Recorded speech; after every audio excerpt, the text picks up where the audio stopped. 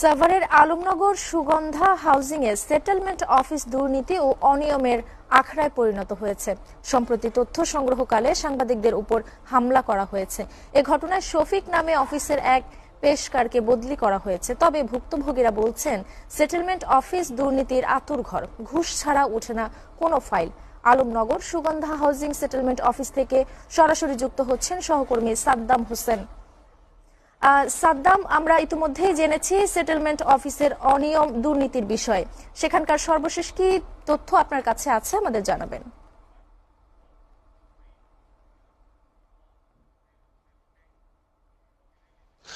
সেটা আপনি যেমনটি বলছিলেন, আসলে সাম্প্রতিক ঘটে যাওয়া কিছুদিন আগে, অর্থাৎ এখানে কিন্তু সেটেলমেন্ট অফিসে সাংবাদিকদের উপর হামলার ঘটনা ঘটেছে এবং পাশাপাশি সেটিকে ঘিরে একটি সাভার থানায় কিন্তু একটি অভিযোগ করেন সেই তারই সাংবাদিক এবং ভুক্তভোগী সাংবাদিক, এবং তারই পরিপ্রেক্ষিতে কিন্তু সেটি জিটি আকারে নথিভুক্ত। এবং গতকাল এই সেটেলমেন্ট অফিসের যারা কর্তৃপক্ষ রয়েছেন তারা বলছেন যে একটি সাভার থানা একটি কিন্তু এই ঘটনা একটি অভিযোগ করেছেন, এই বিষয়টি পর্যন্ত রয়েছে। তবে এই সেটেলমেন্ট অফিস এখন যদি বলা যায় একটি দুর্নীতির আখড়ায় কিন্তু পরিণত হয়েছে বলছেন ভুক্তভোগীরা। এবং আমি কিছু ভুক্তভোগীর সাথে কথা বলছি, তারা যেমনটা বলছেন যে প্রতি পর্ষা থেকে এবং কোর্টপতি যে কাগজের, অর্থাৎ ঘুষ না দিলে নাকি ফাইলই লড়ে না, এরকমটাই বলছেন ভুক্তভোগীরা। এবং পাশাপাশি যদি বলা যায়, এই সেটেলমেন্ট অফিসে কিন্তু এক ধরনের মানুষ যারা আছেন, এখানকার সাধারণ মানুষ এবং ভুক্তভোগী মানুষ যারা আছেন, তারা বলছেন এটি এক ধরনের বলা যায় যে ক্যান্সারে কিন্তু পরিণত হয়েছে। এবং সেটেলমেন্ট অফিসের প্রতিটি দপ্তরে দপ্তরে কিন্তু ঘুষ বাণিজ্যের অভিযোগ রয়েছে। বিগত দিনগুলোতে আমরা দেখেছি সাভারের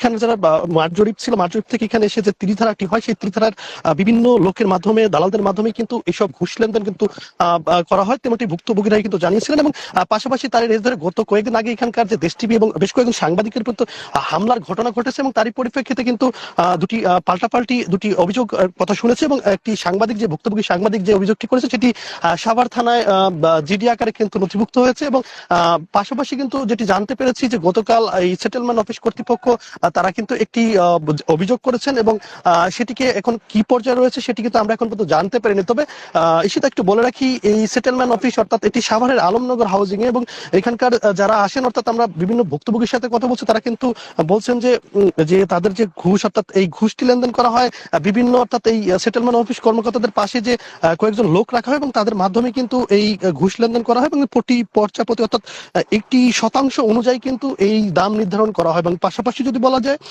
এই সেটেলমেন্ট অফিসের কিন্তু দীর্ঘদিন যাবতই এরকম